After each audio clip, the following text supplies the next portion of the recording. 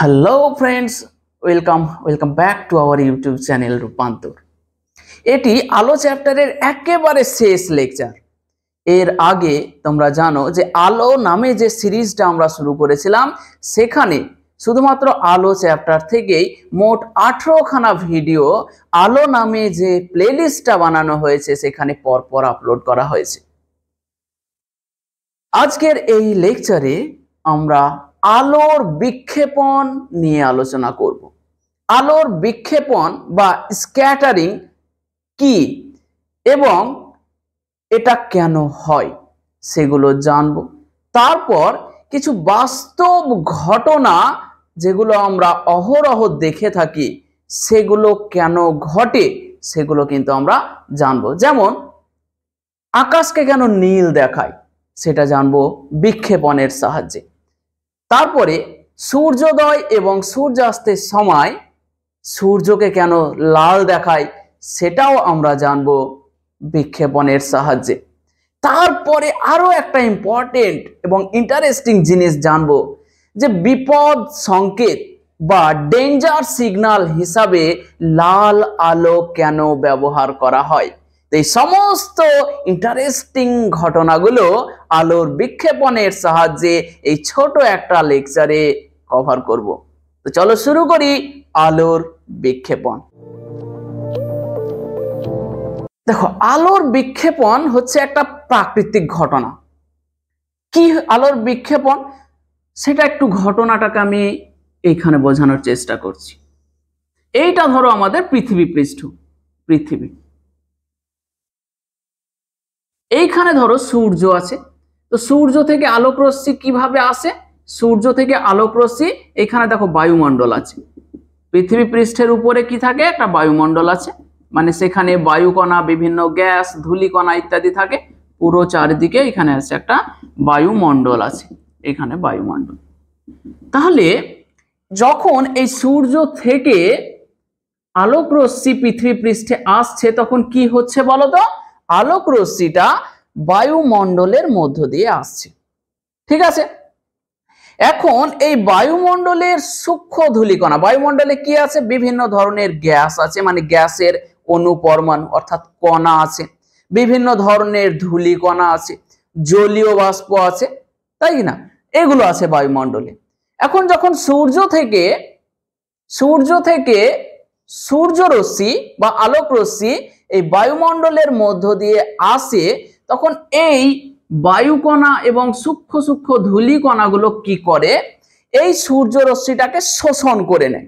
এইখানে ধরো এই রশ্মিটা আসছিল, এই বায়ুকণাটা সেই রশ্মিটাকে পুরোপুরি শোষণ করে নেয় এবং তারপর সে কি করে? আবার নিজে চারিদিকে ছড়িয়ে দেয়। এই যে ঘটনাটা, এটাকে বলা হয় আলোর বিক্ষেপণ। এইখানে আমি একটা রশ্মির দ্বারা দেখাচ্ছি। ধরো একটা রশ্মি যাচ্ছিল এখান দিয়ে, এখন এই রশ্মির সামনে যখন একটা ধরো বায়ুকণা বা ধূলিকণা আছে, তখন এই বায়ুকণা বা ধূলিকণাটা এই আলোক রশ্মিটাকে প্রথমে কি করলো? পুরোপুরি শোষণ করে নিল। তারপরে কি করে? তারপরে এই রশ্মিটাকে, যে রশ্মিটাকে শোষণ করলো, তারপরে আবার চারিদিকে ছড়িয়ে দেয়। চারিদিকে ছড়ায়, মানে শুধু একদিকে নয়, চারিদিকে ছড়িয়ে দেয়। এই যে ঘটনাটা, এটাকে বলা হয় আলোর বিক্ষেপণ বা স্ক্যাটারিং অফ লাইট। তাহলে কি বুঝলাম আলোর বিক্ষেপণ বা স্ক্যাটারিংটা কি? যে যখন সূর্য রশ্মি বায়ুমণ্ডলের মধ্য দিয়ে আসে, তখন বায়ুমণ্ডলের সূক্ষ্ম সূক্ষ্ম ধূলিকণা এবং বায়ুকণা ওই সূর্য রশ্মিকে প্রথমে শোষণ করে নেয় এবং তারপর বিভিন্ন দিকে ছড়িয়ে দেয়। এই যে ঘটনাটা, এটাকে বলা হয় আলোর বিক্ষেপণ। ধরো তোমার কাছ থেকে একটা আলোক রশ্মি আমার কাছে আসছে, আলোক রশ্মিটাকে আসছিল, আমি প্রথমে একবার পুরোপুরি শোষণ করলাম, তারপরে কি করলাম? চারিদিকে ছড়িয়ে দিলাম। এই যে ঘটনাটা, এটাকে বলা হয় আলোর বিক্ষেপণ। তাহলে বোঝা গেল আলোর বিক্ষেপণ কি?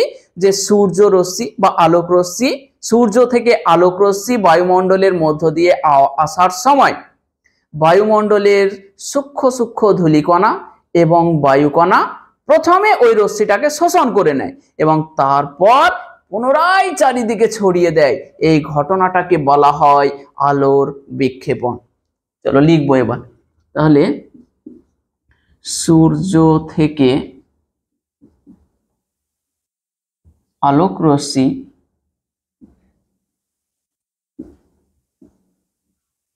বায়ুমণ্ডলের মধ্য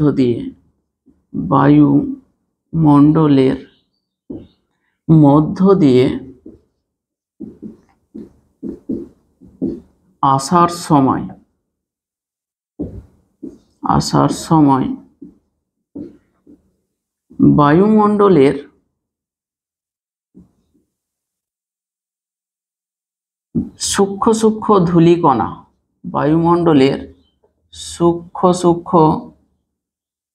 ধূলিকণা এবং বায়ুকণা দ্বারা, কি লিখেছি, সূর্য থেকে আলোক রশ্মি বায়ুমণ্ডলের মধ্য দিয়ে আসার সময় বায়ুমণ্ডলের সূক্ষ্ম ধূলিকণা এবং বায়ুকণা ওই আলোক রশ্মিকে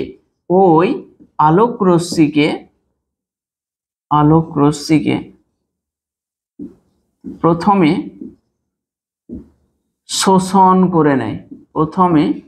শোষণ করে নেয় এবং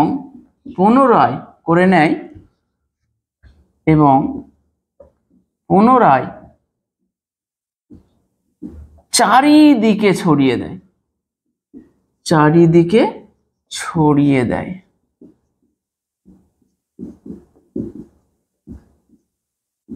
দেয়। এই ঘটনাকে আলোর বিক্ষেপণ বলা হয়।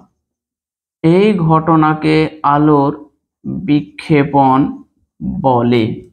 তাহলে বুঝতে পারলাম আলোর বিক্ষেপণ জিনিসটা কি, যে যখন কোনো আলোক রশ্মি সূর্য থেকে বায়ুমণ্ডলের মধ্য দিয়ে আসে তখন বায়ুমণ্ডলের সূক্ষ্ম ধূলিকণা এবং বায়ুকণা ওই রশ্মিটাকে প্রথমে শোষণ করে নেয় এবং তারপরে কি করে, চারিদিকে আবার ছড়িয়ে দেয়। এই ঘটনাটাকেই বলা হয় আলোর বিক্ষেপণ। তো বিক্ষেপণ জেনে গেলাম। এবার বিক্ষেপণ সংক্রান্ত বিজ্ঞানী র্যালের একটা সূত্র জানব। বিজ্ঞানী র্যালে সর্বপ্রথম প্রমাণ করেছিলেন যে বিক্ষিপ্ত আলোর তীব্রতা আলোর তরঙ্গ দৈর্ঘ্যের উপরে কিভাবে নির্ভর করে সেই সম্বন্ধে একটা সূত্র দিয়েছিলেন, সেটাই বিজ্ঞানী র্যালের সূত্র নামে পরিচিত।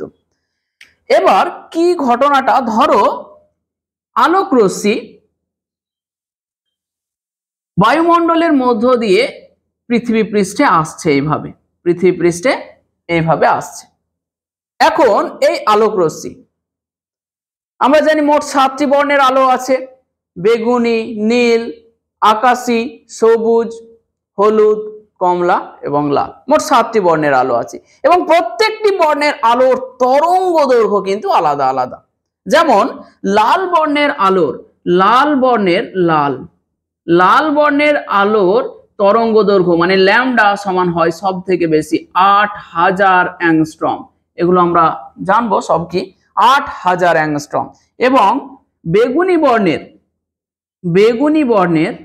বেগুনির ল্যামডা মানে তরঙ্গ দৈর্ঘ্য হচ্ছে 4000 অ্যাংস্ট্রম। তো বিভিন্ন বর্ণের আলোর বিক্ষেপণ আলোর তরঙ্গ দৈর্ঘ্যের উপরে নির্ভর করে।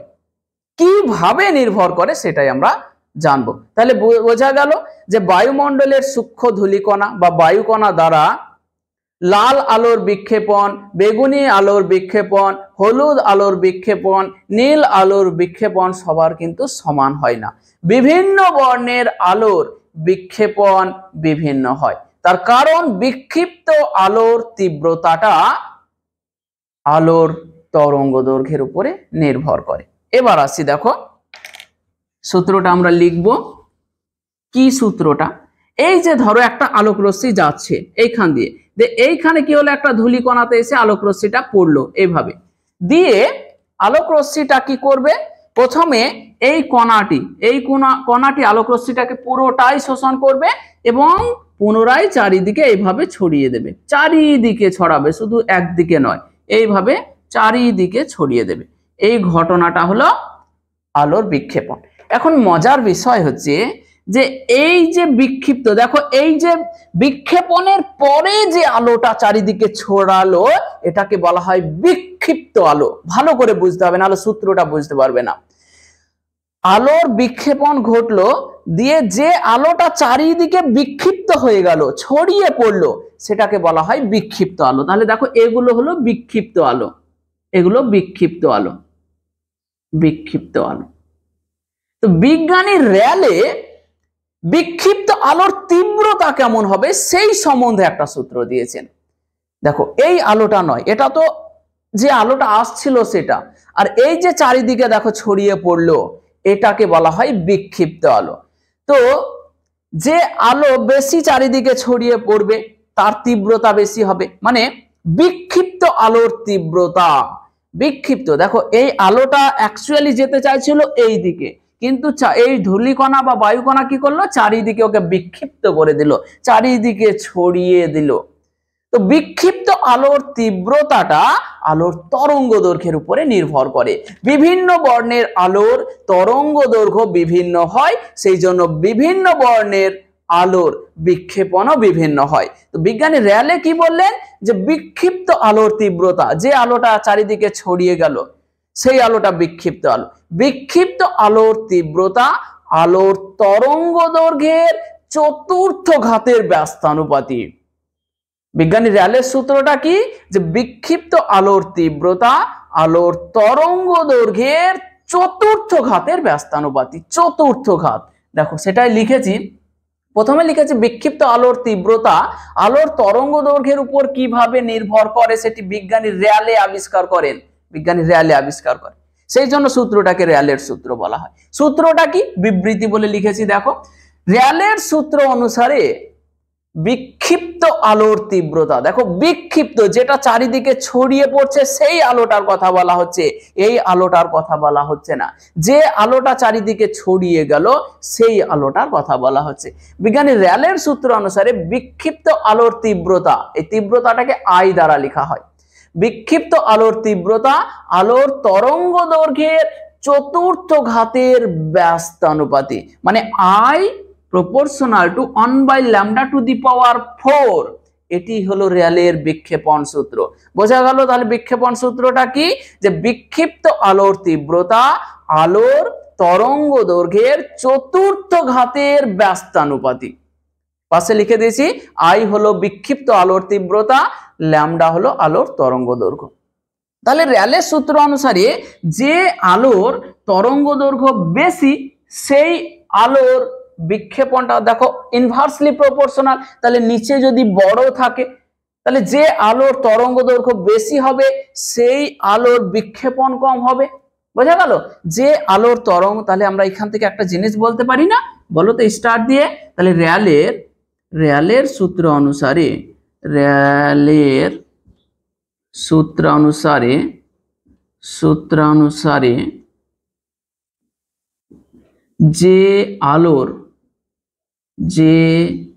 আলোর তরঙ্গ দৈর্ঘ্য বেশি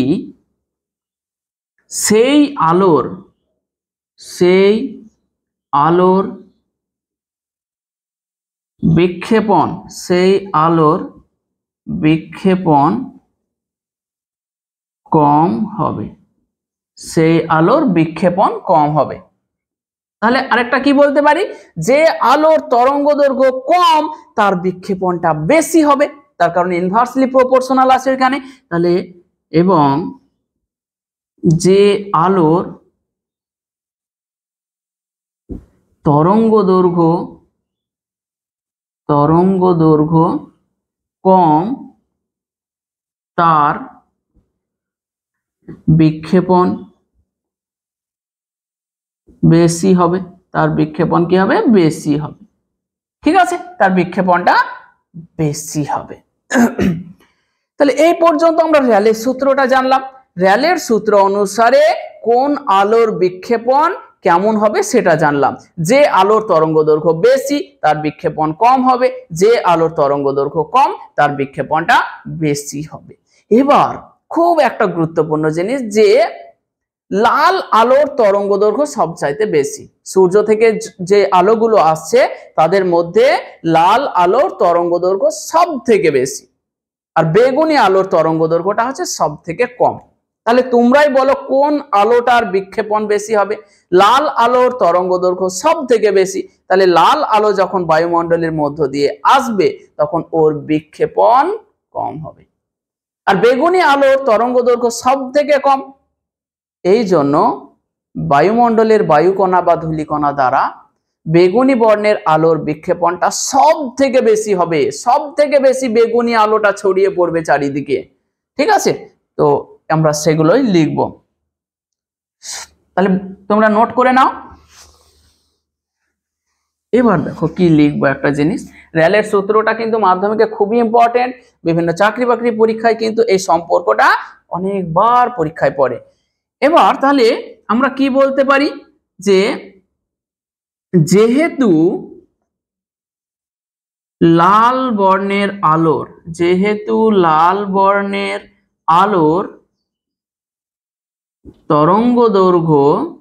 তরঙ্গদৈর্ঘ্য সব থেকে বেশি, তাই লাল বর্ণের আলোর বিক্ষেপণ সব থেকে কম হয়, বোঝা গেল? আরেকটা তাহলে কি বলতে পারি, বেগুনি ও নীল বর্ণের আলোর তরঙ্গদৈর্ঘ্য কম হওয়ায় এদের বিক্ষেপণ সব থেকে বেশি হয়, বেশি হয়। বোঝা গেল? তাহলে র্যালের সূত্র থেকে আমরা ধাপে ধাপে আসছি। দেখো একটা জিনিস মাথায় পরিষ্কারভাবে ঢুকিয়ে নাও, সেটা হচ্ছে যে র্যালের সূত্র থেকে আমরা জানলাম যে বর্ণের আলোর তরঙ্গদৈর্ঘ্য বেশি হবে সেই আলোর বিক্ষেপণ কম হবে, মানে সেই আলোটা কম ছড়িয়ে পড়বে চারিদিকে, সোজা চলে যাবে। আর যে বর্ণের আলোর তরঙ্গদৈর্ঘ্যটা কম সেই বর্ণের আলোটার বিক্ষেপণ বেশি হবে, মানে সেই আলোটা চারিদিকে বেশি ছড়িয়ে পড়বে। ক্লিয়ার? বোঝা গেল তাহলে? আচ্ছা, তাহলে বুঝতে পারলে বায়ুমণ্ডলে কোন বর্ণের আলোর বিক্ষেপণ সবচাইতে বেশি হয়? কোন বর্ণের আলোর বিক্ষেপণ সবচাইতে বেশি হয়? বেগুনি বর্ণের। কোন বর্ণের আলোর বিক্ষেপণ সবচাইতে কম হয়? লাল বর্ণের। ক্লিয়ার? এই যে আমি স্টার দিয়ে প্রত্যেকটা পয়েন্ট ইম্পর্টেন্ট। তাহলে বেগুনি বর্ণের আলোর বিক্ষেপণ সবচাইতে বেশি, লাল বর্ণের আলোর বিক্ষেপণ সবচাইতে কম হয়। এবার হচ্ছে খুবই একটা ইম্পর্টেন্ট কোশ্চেন, খুবই, যে সূর্যোদয় এবং সূর্যাস্তের সময় সূর্যকে লাল দেখায় কেন? সূর্যোদয় এবং সূর্যাস্তের সময় সূর্যকে লাল দেখায় কেন? এরপর হচ্ছে যে সূর্যোদয় এবং সূর্যাস্তের সময় সূর্যকে লাল দেখায় কেন? যারা খেয়াল করেছো তারা অবশ্যই দেখেছো যে একেবারে ভোরবেলায় যখন সূর্য ওঠে তখন সূর্যকে একেবারে লাল দেখায়, আবার যখন সূর্য অস্ত যায় সন্ধ্যাবেলায় তখনও সূর্যটাকে একেবারে লাল দেখায়। এর কারণটা কি? এর কারণটাই হচ্ছে র্যালের সূত্র অনুসারে ব্যাখ্যা করা যায়। দেখো একটু আগে আমরা দেখলাম র্যালের সূত্র থেকে যে আলোর তরঙ্গদৈর্ঘ্য বেশি হবে সেই আলোর বিক্ষেপণটা কম হবে, এবং যে আলোর তরঙ্গদৈর্ঘ্য কম হবে তাদের বিক্ষেপণ বেশি হবে, অর্থাৎ তারা বেশি পরিমাণে চারিদিকে ছড়িয়ে যাবে। এখন লাল আলোর তরঙ্গদৈর্ঘ্য সবচাইতে বেশি, অন্য যে কোনো বর্ণের আলোর তুলনায় লাল বর্ণের আলোর তরঙ্গদৈর্ঘ্য সব থেকে বেশি। তাহলে কি হবে, লাল বর্ণের আলোটা কম পরিমাণে বিক্ষিপ্ত হবে, মানে লাল আলো যে পথে যাচ্ছিল ও সোজা সেই পথে চলে যাবে, চারিদিকে ছড়িয়ে যাবে না। কিন্তু অন্য বর্ণের আলোগুলো কি হবে বলতো, যে ধরো একটা দিকে যাচ্ছিল সোজা পথে, ও কিন্তু এই দিকে যেতে যেতে চারিদিকে ছড়িয়ে পড়বে, ফলে একটা সময় ও আর নিজের গন্তব্যস্থলে পৌঁছাতে পারবে না। ঠিক আছে, দেখো আমরা সেটাই লিখেছি যে সূর্যোদয় ও সূর্যাস্তের সময় সূর্যকে লাল দেখায় কেন। আবার দুপুর বেলায় দেখবে সূর্যকে কিন্তু টকটকে লাল দেখায় না, একটু হলুদের মতো দেখায়। ঠিক আছে, তো এইখানে দেখো সূর্যোদয় এবং সূর্য অস্ত যাওয়ার সময় সূর্য কোথায় থাকে বলতো, দিগন্ত রেখার কাছাকাছি থাকে। মানে এই রকম, এটা ধরো পৃথিবী, এটা হচ্ছে পৃথিবী পৃষ্ঠে, ধরো মানুষ দাঁড়িয়ে আছে পৃথিবী পৃষ্ঠে। এখন এইখানে সূর্যোদয় এবং সূর্যাস্তের সময় দিগন্ত রেখার কাছাকাছি সূর্যটা থাকে, মানে এই সব জায়গায় থাকে। তাহলে এইখান থেকে যখন আলোক রশ্মি এই পথে আসবে, তখন দেখো বায়ুমণ্ডলের মধ্য দিয়ে অনেক বেশি পথ অতিক্রম করতে হচ্ছে। দেখো দুপুরে সূর্যটা কোথায় থাকে, দুপুরে সূর্যটা এইখানে থাকে, মাথার উপরে থাকে, ঠিক মাথার উপরে, ফলে সূর্যটাকে মাত্র বায়ুমণ্ডলের মধ্যে দিয়ে এইটুকু পথ অতিক্রম করতে হয়। কিন্তু যখন সূর্যোদয় এবং সূর্য অস্তের সময়, তখন দেখো এই পুরো পথটা ওকে বায়ুমণ্ডলের মধ্য দিয়ে অতিক্রম করতে হচ্ছে। এখন সূর্যের রশ্মিতে কটা বর্ণের আলো থাকে, 7টি বর্ণের, বেনিয়া সহ গলা। তাহলে এইখান দিয়ে সমস্ত বর্ণের আলোক রশ্মি আসছে, কিন্তু লাল বর্ণের আলোর তরঙ্গ দৈর্ঘ্যটা সব থেকে বেশি হয়। এই জন্য লাল বর্ণটা কারোর দিকে তাকায় না, এখান থেকে লাল বর্ণটা কি করে, সোজাসুজি শুধুমাত্র লাল বর্ণটা আসে এখানে, আর এইখানে আসার পরে অন্য বর্ণের আলোগুলো কি হয়, এইভাবে চারিদিকে উল্টো দিকে চারিদিকে ছড়িয়ে পড়ে, চারিদিকে ছড়িয়ে পড়ে এরকম করে। সেই জন্য অন্য বর্ণের আলোগুলো যেহেতু মাঝপথে চারিদিকে ছড়িয়ে গেল, চারিদিকে ছড়িয়ে গেল, তাই পৃথিবী পৃষ্ঠে আসতে পারলো না, কিন্তু লাল বর্ণটা বিক্ষিপ্ত হলো না, কোনো দিকে ছড়িয়ে পড়লো না, ফলে একেবারে পৃথিবী পৃষ্ঠ পর্যন্ত আসতে পারলো। এই জন্য সূর্যোদয় এবং সূর্য অস্তের সময় সূর্যটাকে লাল দেখায়। বোঝা গেল? তাহলে আমরা কি বলবো, যে সূর্যোদয় এবং সূর্য অস্তের সময় সূর্য দিগন্ত রেখার কাছাকাছি থাকে, ফলে সূর্য থেকে যে আলোক রশ্মিগুলো আসে সেগুলোকে বায়ুমণ্ডলের মধ্য দিয়ে অনেক বেশি পথ অতিক্রম করতে হয় অন্য সময়ের তুলনায়। এখন লাল বর্ণের আলোর তরঙ্গ দৈর্ঘ্য সবচেয়ে বেশি হওয়ায় লাল বর্ণের আলো অন্য যে কোনো বর্ণের আলোর তুলনায় কম পরিমাণে বিক্ষিপ্ত হয়, অর্থাৎ ও সোজা পথে যায়, এবং অন্যান্য বর্ণের আলোগুলো চারিদিকে বিক্ষিপ্ত হয়ে ছড়িয়ে পড়ে, ফলে তারা পৃথিবী পৃষ্ঠে পৌঁছাতে পারে না। কিন্তু লাল বর্ণের আলোটাই শুধুমাত্র পৃথিবী পৃষ্ঠে পৌঁছায়, ওই জন্য আমাদের চোখে শুধু লাল আলোটা আসে, আর আমরা ওই জন্য সূর্যটাকে লাল দেখি।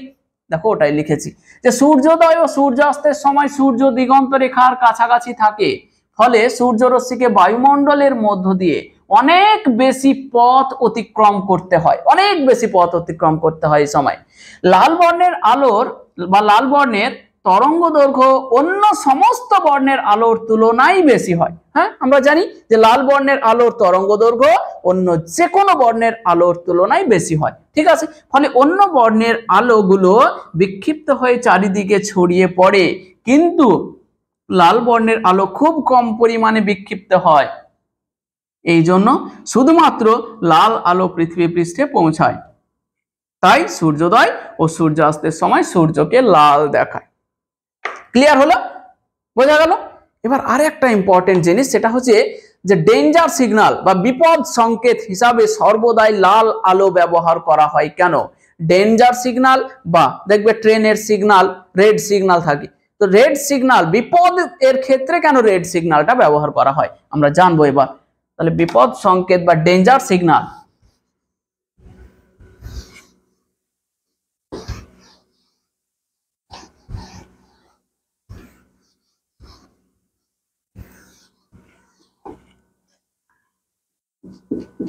বিপদ সংকেত বা ডেঞ্জার সিগন্যাল, বিপদ সিগন্যাল বা বিপদ সিগন্যাল হিসাবে লাল আলো ব্যবহার করা হয় কেন? বিপদ সংকেত হিসাবে সর্বদাই লাল আলো ব্যবহার করা হয় কেন? দেখো খুব খুব সহজ। ধরো এইখানে একটা বিপদ হয়েছে, এই জায়গাটাতে একটা ধরো কোনো বিপদ হয়েছে, তো তুমি যদি না জানো তাহলে কি করবে? বিপদের কাছাকাছি চলে যাবে এবং বিপদের সম্মুখীন হতে পারে, ক্ষতিগ্রস্ত হতে পারো। ঠিক আছে, তাহলে এইখানে যদি এমন একটা সিগন্যাল দেওয়া যায় যে সিগন্যালটা অনেক দূর থেকে আমরা দেখতে পাবো, ফলে আমরা বিপদের কাছাকাছি যাব না, এই জন্য অ্যাকচুয়ালি ব্যবহার করা হয়। তো লালটা কেন ব্যবহার করা হয়? কেন গ্রিন ব্যবহার করা হয় না? কেন ইয়েলো ব্যবহার করা হয় না? কেন অন্য কিছু ব্যবহার করা হয় না? দেখো এটা খুব পরিষ্কার, সেটাও কিন্তু বিক্ষেপণের ঘটনা অনুযায়ী আমরা ব্যাখ্যা করতে পারবো। এইটা দেখো এইখানে আছে, এইখানে বিপদ, আর এইখানে ধরো তুমি কি করলে? একটা বেগুনি বর্ণের আলোর সিগন্যাল লাগালে, বেগুনি, ভালো করে খেয়াল করো। তাহলে একটু আগে আমরা র্যালের বিক্ষেপণ সূত্র থেকে জানলাম যে বর্ণের আলোর তরঙ্গ দৈর্ঘ্য সবচাইতে কম সেই বর্ণের আলোর বিক্ষেপণ সবচাইতে বেশি। এখন বেগুনি বর্ণের আলোর তরঙ্গ দৈর্ঘ্য সবচেয়ে কম হয়, ফলে বেগুনি বর্ণের বিক্ষেপণ সব থেকে বেশি। এখন ধরো বেগুনি, তাহলে এখানে বেগুনির সিগন্যাল দিয়েছো তুমি, এখানে বেগুনির সিগন্যাল, এই বেগুনি সিগন্যাল থেকে তাহলে কি হবে? লাইটটা আসবে তোমার কাছে। তো বেগুনি যখন এই বায়ুমণ্ডলের মধ্য দিয়ে আসবে তখন কি হবে? ও প্রচুর পরিমাণে বিক্ষিপ্ত হবে, দিয়ে কি হবে? চারিদিকে সব সময় কি করবে? চারিদিকে ছড়িয়ে পড়বে, চারিদিকে ছড়িয়ে পড়বে। ফলে একটা সময় এই আলোটা আর বেশি দূর যাবে না, ফলে তুমি এইখানে ছিলে, তোমার কাছে আর আলোটা এসে পৌঁছালো না।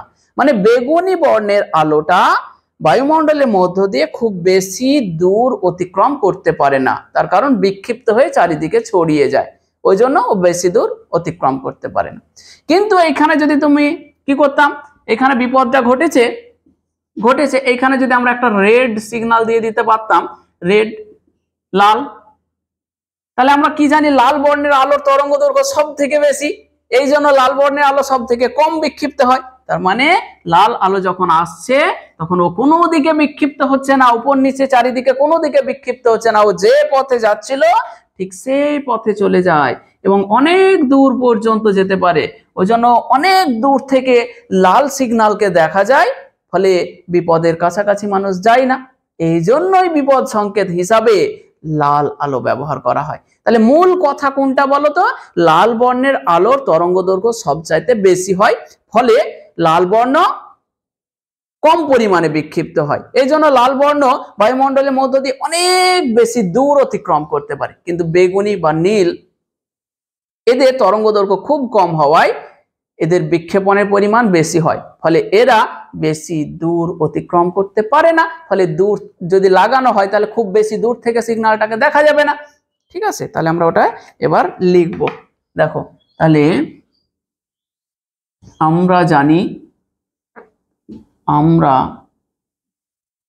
বা র্যালের বিক্ষেপণ সূত্র থেকে জানি সব থেকে ভালো, র্যালের বিক্ষেপণ সূত্র থেকে জানি যে বর্ণের আলোর তরঙ্গ দৈর্ঘ্য সব বেশি সেই বর্ণের আলোর বিক্ষেপণ কম হয়, এখন লাল বর্ণের আলোর তরঙ্গ দৈর্ঘ্য অন্য যে কোনো বর্ণের আলোর তুলনায় বেশি হওয়ায় লাল আলোর বিক্ষেপণ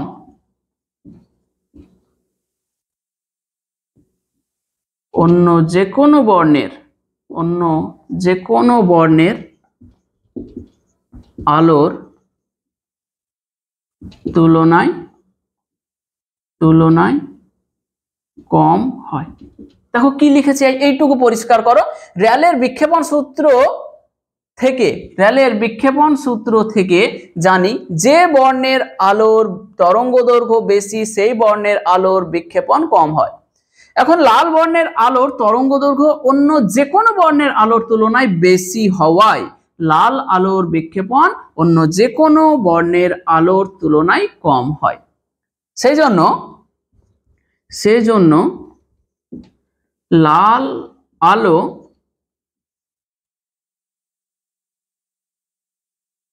যে কোনো বর্ণের তুলনায় বায়ুমণ্ডলের মধ্য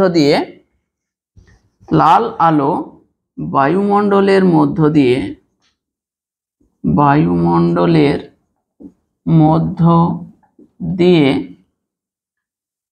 অন্য যে কোনো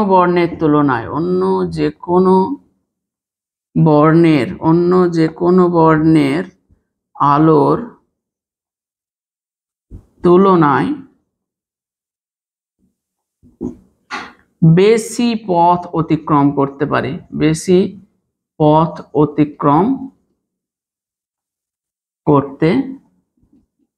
পারে, অর্থাৎ লাল আলোকে অনেক দূর থেকে দেখা যায়। এই জন্য লাল আলোকে বিপদ সংকেত হিসাবে ব্যবহার করা হয়।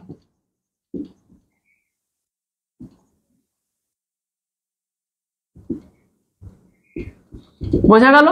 দেখো লাল বর্ণের আলোর তরঙ্গদৈর্ঘ্য সবচাইতে বেশি, ফলে লাল বর্ণের আলো কম পরিমাণে বিক্ষিপ্ত হয়, অর্থাৎ কম পরিমাণে চারিদিকে ছড়িয়ে পড়ে। তাহলে ও সোজাসুজি অনেক দূর পর্যন্ত ওই জন্য চলে যেতে পারে। কিন্তু অন্য বর্ণের আলোগুলোর তরঙ্গদৈর্ঘ্য কম হওয়ায় এরা বেশি পরিমাণে বিক্ষিপ্ত হয়, অর্থাৎ চারিদিকে ছড়িয়ে পড়ে, ফলে বেশি দূর যেতে পারে না। কিন্তু লাল আলো বেশি দূর যেতে পারে, ফলে অনেক দূর থেকে বিপদের জায়গাটাকে শনাক্ত করা যায় লাল আলো আছে বলে। এই জন্য বিপদ সংকেত হিসাবে লাল আলো ব্যবহার করা হয়। ঠিক আছে, এরপরে আকাশকে নীল দেখায় কেন সেটা আমরা জানবো। দিনের বেলায় আকাশকে নীল দেখায় কেন?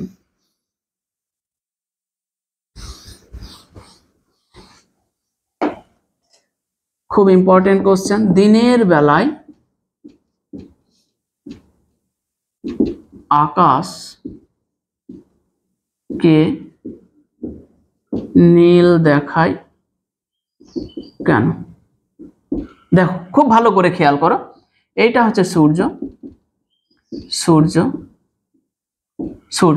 এই সূর্য থেকে পৃথিবী পৃষ্ঠে যখন আলোক রশ্মি আসছে, এইভাবে আসছে বায়ুমণ্ডলের মধ্য দিয়ে, এটা পুরো বায়ুমণ্ডল আছে এখানটাতে, এই বায়ুমণ্ডলের মধ্য দিয়ে আলোক রশ্মি যখন আসছে তখন কি হচ্ছে, আলোটা আসছে তখন বিক্ষেপণ হচ্ছে। এবং কোন বর্ণের আলোর বিক্ষেপণ হচ্ছে? বেগুনি এবং নীল, এদের তরঙ্গদৈর্ঘ্য সব থেকে কম, সেই জন্য বেগুনি নীল এদের বিক্ষেপণ হচ্ছে। এইভাবে ওরা ছড়িয়ে যাচ্ছে, বেগুনি নীল চারিদিকে এইভাবে ছড়িয়ে যাচ্ছে। ঠিক আছে, তাহলে কোন বর্ণের আলোটা চারিদিকে বেশি ছড়াচ্ছে? বেগুনি এবং নীল বর্ণের আলোটা বেশি ছড়িয়ে যাচ্ছে, এবং ছড়িয়ে গিয়ে বায়ুমণ্ডলের মধ্যে ওরা আছে, চারিদিকে বায়ুমণ্ডলে ছড়িয়ে গেছে। এবার আমি এইখান থেকে দেখছি আকাশের দিকে যখন দেখছি, যেহেতু এই বেগুনি এবং নীল বর্ণের আলোটাই ছড়িয়ে গেছে চারিদিকে, তাই আমি দেখলে কি দেখবো? বেগুনি এবং নীল বর্ণটাকেই দেখবো, তাই তো? কারণ লাল তো এখানে ছড়ায় না, লাল তো বিক্ষেপণ হয় না, লাল তো সরাসরি পৃথিবী পৃষ্ঠে চলে আসে, ওর বিক্ষেপণ হয়নি, ফলে আকাশের দিকে তুমি তাকালে লাল খুব একটা বেশি দেখতে পাবে না। কিন্তু যেহেতু বেগুনি এবং নীল বর্ণের আলোর তরঙ্গদৈর্ঘ্য কম, ফলে এরা বেশি পরিমাণে বিক্ষিপ্ত হয় এবং আকাশের চারিদিকে ছড়িয়ে থাকে। তাহলে কথা হচ্ছে যে তাহলে বেগুনি এবং নীল দুজনেই ছড়ালো, কিন্তু আমরা নীলটাকে কেন দেখি? এর একটা কারণ হচ্ছে যে আমাদের চোখ নীল বর্ণের প্রতি সংবেদনশীল। মানে পাশাপাশি যদি একটা বেগুনি আর একটা নীল থাকে, তো আমাদের চোখ নীলটাকে ডিটেক্ট করে, মানে নীল বর্ণের প্রতি আমাদের চোখ সংবেদনশীল। এই জন্য আমরা আকাশটাকে নীল দেখি। বোঝা গেল? তাহলে কি লিখবো? আমরা জানি বেগুনি ও নীল বর্ণের আলোর বেগুনি ও নীল বর্ণের আলোর তরঙ্গ দৈর্ঘ্য সব থেকে কম হয়, তাই বেগুনি ও নীল বর্ণের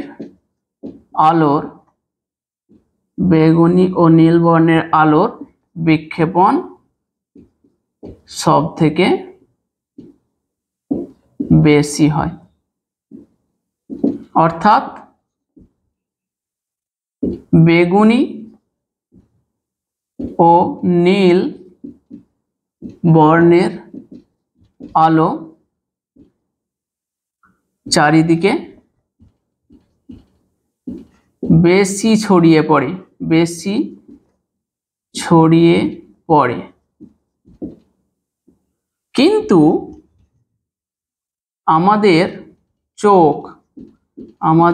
চোখ বেগুনি অপেক্ষা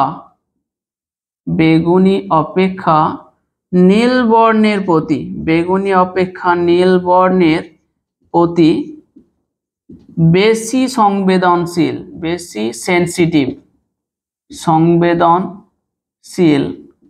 এই জন্য আমরা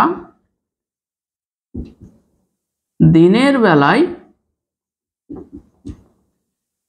আকাশকে নীল দেখি। এই জন্যই আমরা নীল দেখি। বোঝা গেল? কি বললাম? যে বেগুনি এবং নীল বর্ণের আলোর তরঙ্গ দৈর্ঘ্য অন্য যে কোনো বর্ণের তুলনায় কম হয়, এই জন্য বেগুনি এবং নীল বর্ণের আলো চারিদিকে বেশি ছড়িয়ে পড়ে। দেখতে পাচ্ছ এখানে বেশি ছড়িয়ে গেছে। তাহলে আমরা যদি পৃথিবী পৃষ্ঠ থেকে উপরের দিকে তাকাই, তাহলে বায়ুমণ্ডল অর্থাৎ আকাশটাকে বেগুনি এবং নীল এই দুটো দেখা উচিত। কিন্তু যে আমাদের চোখটা নীল বর্ণের প্রতি বেশি সেনসিটিভ, মানে নীল বর্ণকে বেশি ডিটেক্ট করতে পারে বেগুনি অপেক্ষা। এই জন্য আকাশে কিছু পরিমাণ বেগুনি বর্ণ থাকা সত্ত্বেও আমরা বেগুনিটাকে দেখতে পাই না। তার কারণ আমাদের চোখ বেগুনি বর্ণটাকে ডিটেক্ট করে না, নীল বর্ণটাকে বেশি ডিটেক্ট করে। এই জন্য আকাশটাকে আমরা নীল দেখি। এটাই লিখেছি। আমরা জানি বেগুনি ও নীল বর্ণের আলোর তরঙ্গ দৈর্ঘ্য সব থেকে কম, তাই বেগুনি ও নীল বর্ণের আলোর বিক্ষেপণ সব থেকে বেশি হয়। কোনো সমস্যা নেই। অর্থাৎ বেগুনি ও নীল বর্ণের আলো চারিদিকে বেশি ছড়িয়ে পড়ে, কোনো সমস্যা নেই। কিন্তু আমাদের চোখ বেগুনি অপেক্ষা নীল বর্ণের প্রতি বেশি সংবেদনশীল, এই জন্য আমরা দিনের বেলায় আকাশকে নীল দেখি। এই জন্য আমরা দিনের বেলায় আকাশকে নীল দেখি। ঠিক আছে? এই জন্যই আমরা আকাশকে দিনের বেলাতে নীল দেখছি। এরপরে লেকচারটার একেবারে শেষ একটা পার্ট, সেটা হচ্ছে তড়িৎচুম্বকীয় বর্ণালী। দেখো অনেক ধরনের রশ্মি রয়েছে, তার মধ্যে শুধুমাত্র আমরা কয়েকটি বর্ণের আলোক রশ্মিকে দেখতে পাই, যেটা বেনি আসহ বলা।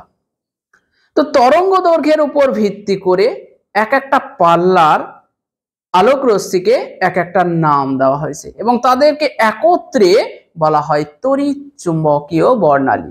তো তড়িৎচুম্বকীয় বর্ণালীতে থাকে অতি বেগুনি রশ্মি, এক্স রশ্মি, রেডিও তরঙ্গ, তারপরে আরো অনেক ধরনের তরঙ্গ থাকে। এদেরকে একত্রে তড়িৎচুম্বকীয় তরঙ্গ বলা হয়। তো প্রথমে আমরা তড়িৎচুম্বকীয় বর্ণালী কি? যে গামা রশ্মি, এক্স রশ্মি, অতিবেগুনি রশ্মি, দৃশ্যমান আলো, অবলোহিত তরঙ্গ, অণু তরঙ্গ, বেতার তরঙ্গ, এই তরঙ্গগুলোকে একত্রে যে বর্ণালীটা গঠন করে তাকে তড়িৎচুম্বকীয় বর্ণালী বলা হয়, বর্ণালী বা স্পেকট্রাম বলা হয়। এইটুকু তোমরা মনে রাখো, ক্লাস 10-এ এর থেকে বেশি কিছু দরকার নেই। যে তড়িৎচুম্বকীয় বর্ণালীতে কারা কারা থাকে? গামা রশ্মি থাকে, এক্স রশ্মি থাকে, অতিবেগুনি রশ্মি থাকে, দৃশ্যমান আলো থাকে, অবলোহিত তরঙ্গ থাকে, অণু তরঙ্গ, বেতার তরঙ্গ বা রেডিও তরঙ্গ বলা হয় এটাকে, রেডিও তরঙ্গ। তো তড়িৎচুম্বকীয় বর্ণালীর বৈশিষ্ট্যগুলো কি? যে তড়িৎ চুম্বকীয় বর্ণালীর মধ্যে গামা রশ্মির তরঙ্গ দৈর্ঘ্য সব থেকে কম। গামা রশ্মি, দেখো তড়িৎ চুম্বকীয় বর্ণালীর মধ্যে এত ধরনের রশ্মি আছে, গামা, এক্স, অতিবেগুনি, দৃশ্যমান, এত ধরনের আছে, তার মধ্যে গামা রশ্মির তরঙ্গ দৈর্ঘ্য সব থেকে কম। তড়িৎ চুম্বকীয় বর্ণালীর মধ্যে গামা রশ্মির তরঙ্গ দৈর্ঘ্য সব থেকে কম। কত তরঙ্গ দৈর্ঘ্য? 0.1 অ্যাংস্ট্রম থেকেও কম, মানে ল্যামডাটা এদের ক্ষেত্রে lambda less than 0.1 angstrom. Angstrom কি সেটা আমি বলবো। 1 অ্যাংস্ট্রম সমান কত মিটার? 1 অ্যাংস্ট্রম সমান হচ্ছে 10⁻⁻10 মিটার। এটা কিন্তু খুব ইম্পর্টেন্ট, বক্স করে আলাদা জায়গায় হাইলাইট করো। 1 অ্যাংস্ট্রম সমান 10⁻⁻10 মিটার। এমসিকিউ পড়বেই যে 1 অ্যাংস্ট্রম সমান কত মিটার। 1 অ্যাংস্ট্রম সমান হচ্ছে 10⁻⁻10 মিটার। চাকরি বাকরি পরীক্ষায় কয়েকবার পড়েছে, মাধ্যমিকেও পড়বে কিন্তু। তাহলে তড়িৎ চুম্বকীয় বর্ণালীর একটা বৈশিষ্ট্য গেল যে গামা রশ্মির তরঙ্গ দৈর্ঘ্য সব থেকে কম হয়, আর সব থেকে বেশি তাহলে কার হয়? বেতার তরঙ্গ বা রেডিও ওয়েভ।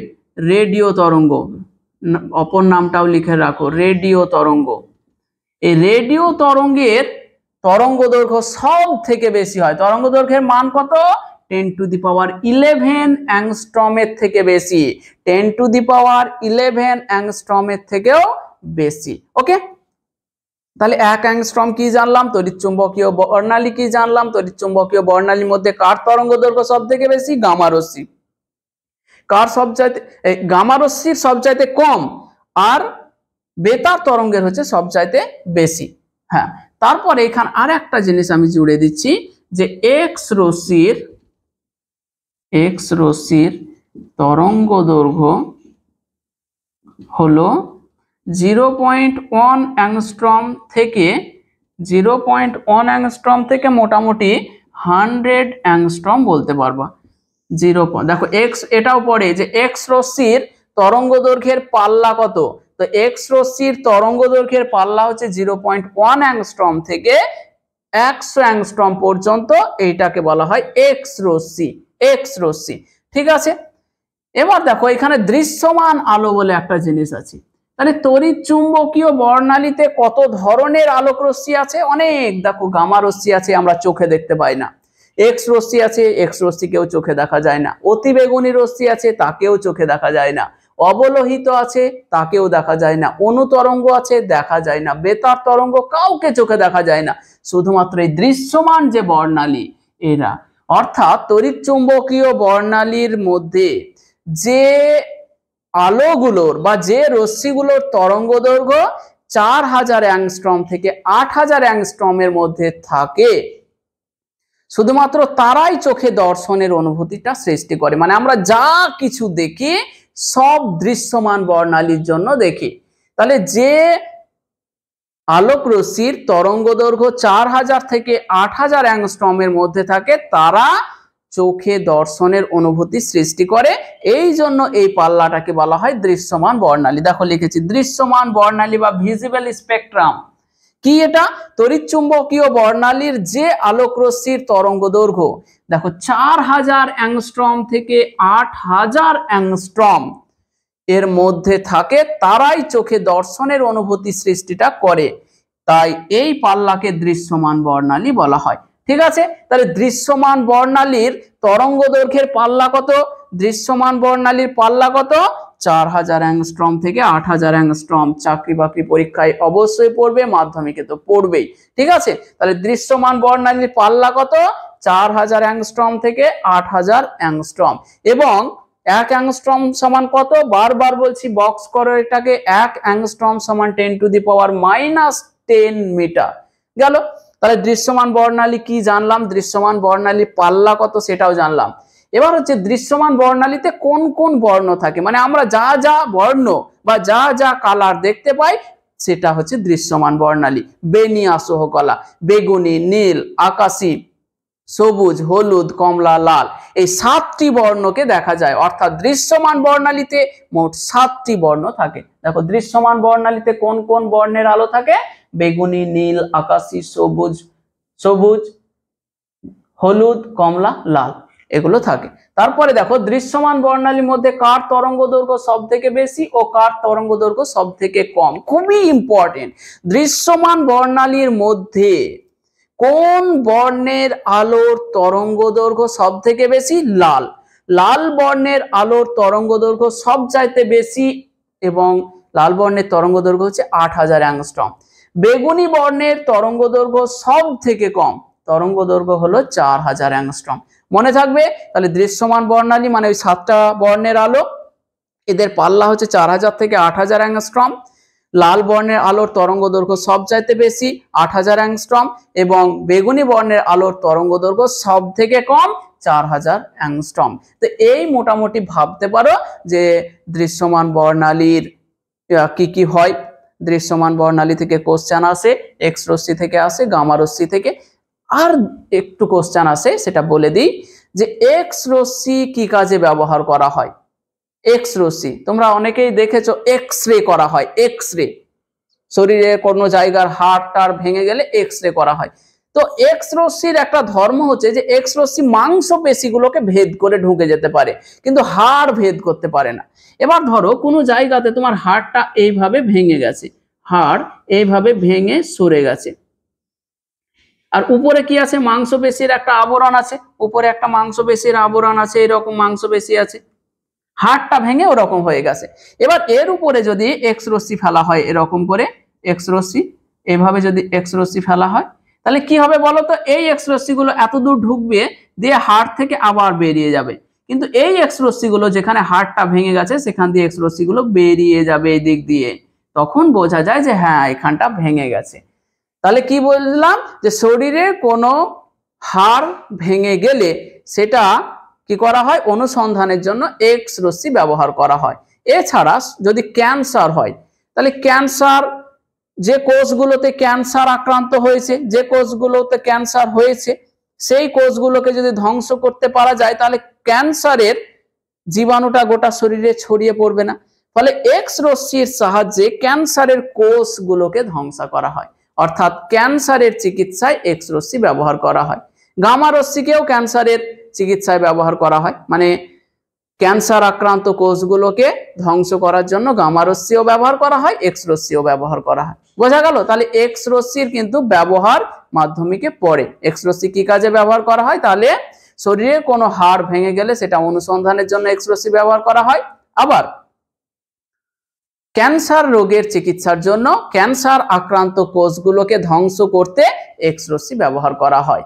এটা তোমরা লিখে নাও, আমি বলে দিলাম। তো এই গেল আমাদের ক্লাস 10 এর আলো যে সিরিজটা শুরু করেছিলাম সেই সিরিজটা এখানে সমাপ্ত হলো এবং পুরো চ্যাপ্টারের একেবারে পিডিএফ ফরম্যাটে যদি নোট নিতে চাও, হ্যান্ড রিটেন নোট, চকচকে নোট নিতে চাও, তাহলে আমাদের টেলিগ্রাম গ্রুপে যুক্ত হয়ে যাও। এই লেকচারেরই ডেসক্রিপশন বক্সে টেলিগ্রাম গ্রুপের লিংক দেওয়া আছে, সেখানে যুক্ত হয়ে যাও এবং পুরো চ্যাপ্টারের পিডিএফ ফরম্যাটে নোটটা সংগ্রহ করো। আর পুরো চ্যাপ্টারটা যদি ভালো লেগে থাকে তাহলে বন্ধুদেরকে একটু শেয়ার করে দাও। এইটুকু সাপোর্ট তোমাদের কাছ থেকে আশা করছি।